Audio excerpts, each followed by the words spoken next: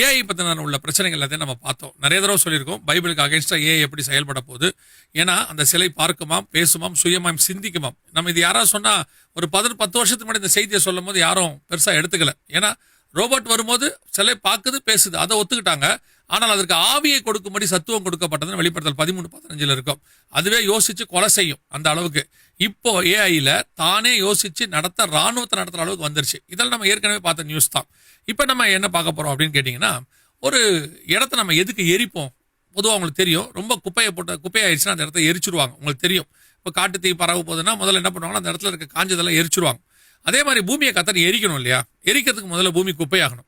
அதுல இது வரைக்கும் உலகத்தை குப்பையாக்கினது மனுஷன் ஆக்கின விதங்கள் நமக்கு தெரியும். நம்ம யூஸ் பண்றதை வச்சு குப்பையாக்கணும் இத்தனை ஆண்டு காலம். ஆனால் இப்போ அதிகப்படியான கார்பன் கழிவுகளை ஏஐ உண்டு பண்ணிக்கிட்டு இருக்குது. 3 மிக முக்கியமான நிறுவனங்கள்னு வச்சுக்கோங்களேன். மைக்ரோசாஃப்ட், கூகுள், அமேசான், இந்த 3 நிறுவனங்கள் மட்டுமே 119 மில்லியன் டன் கழிவுகளை, கார்பன் கழிவுகளை உண்டாக்கி இருக்கிறாங்க இந்த காலகட்டத்தில். இது நீங்க நல்லா கவனிச்சு பாத்தீங்கன்னா பிரான்ஸோடைய மொத்த தேசத்தினுடையதான கழிவுகள்ல 50% அவங்களதுல. இப்ப சில நாடுகள் இருக்கு, அந்த நாடுகளுடையதான மொத்த கழிவுகளும் அந்த 3 நிறுவனம் கொண்டாந்து இருக்குது, ஏஐ கழிவுகள். இந்த ஏஐ பத்தி ஏற்கனவே நம்ம ஒரு சில விஷயங்கள் சொல்லியிருந்தோம், ஞாபகம் இருக்கும்னு நினைக்கிறேன். இந்த ஏஐக்கு வந்து கூலண்ட், தண்ணி தேவைப்படும்.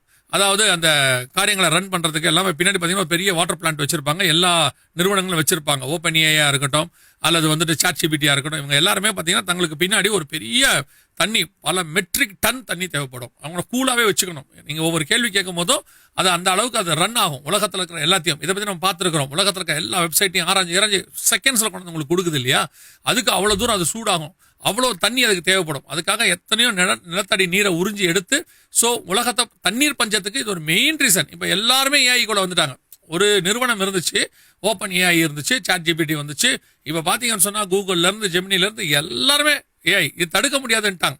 இப்போ ஒரு டைரக்டர் சொல்லியிருக்காரு, சினிமா டைரக்டர் ஹாலிவுட்ல, ஏஐ இல்லாம படம் எடுக்க என்னால முடியாது, ஏஐல படம் எடுக்காதீங்கன்னு சொன்னா அது அபத்தமானது, இனி அத்தனை பேரும் ஏஐல தான் படம் எடுப்பான் அப்படின்னு. அது உண்மையும் கூட. ஸோ நல்லா கவனிச்சு பார்த்தீங்கன்னு சொன்னா இப்போ மிகப்பெரியதான தண்ணி பஞ்சம் இதெல்லாம் ஏஐ காரணமா இருந்துச்சா, இப்ப கழிவுகளுக்கும் அதுதான் காரணமாக மாறிடுச்சு. இன்னும் இது ஆரம்ப கட்டமே இவ்வளவு தூரம் இருக்கு. இன்னும் போக போக இதெல்லாம் சேர்ந்து என்ன ஆகும் தெரியுமா? ஒரு நாள் எரிக்கணும் தானே எல்லா கழிவுகளையும். அது எரிய தொடங்கும். பூமியானது அக்கினிக்கு இரையாய் வைக்கப்பட்டிருக்கிறது. நம்ம ஏற்கனவே விண்வெளியில நம்ம கழிவுகளை உண்டாக்கிட்டோம். சேட்டலைட்ஸ் வழியாக பூமியை நம்ம குப்பையாக்கிட்டோம், நம்ம எல்லாருக்கும் தெரியும். அது மட்டும் இல்லாம கம்ப்யூட்டர் கழிவுகள்னு சொல்லுவாங்க. நம்ம கம்ப்யூட்டர் யூஸ் பண்ணி தூக்கி போடுறோம்ல, இதை எல்லாத்தையும் கொண்டு போய் கடல்ல கொட்டி கடலையும் குப்பையாக்கிட்டோம்.